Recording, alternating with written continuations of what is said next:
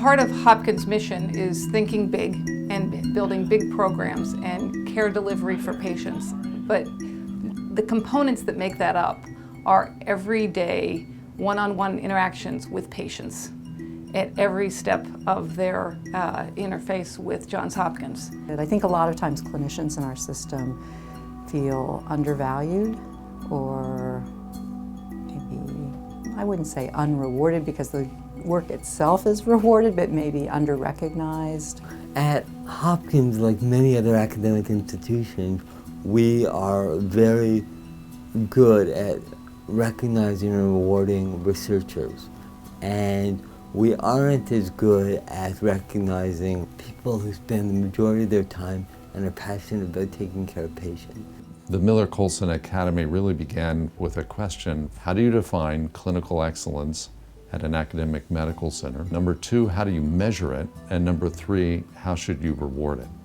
And in doing so, objectify what is typically a fairly subjective discussion. Hopkins is a place where methodologic rigor matters. A new idea, such as an academy for clinical excellence, would not thrive here unless it were really well thought out. That's why we really took time to initiate the process. So we did a few years of research, pilot testing, portfolio.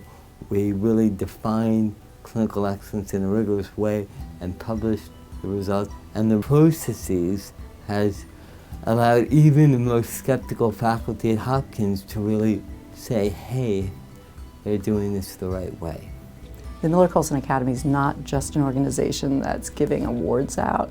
It's really bringing together like-minded individuals so that we can work to improve not only patient care in the system, but also to recognize and support one another for clinical projects, research projects, educational projects.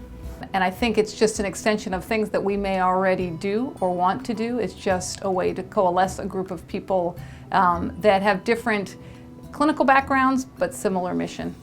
When Paul Rothman, the Dean and CEO of Johns Hopkins Medicine, came, it struck him that the Miller-Coulson Academy should be a Johns Hopkins Medicine activity. And the plan is that ultimately it will be extended to all of the hospitals within Johns Hopkins Medicine. So programs like this can only benefit patients. I mean, how could it not benefit patients to have more excellent doctors, more excellent care?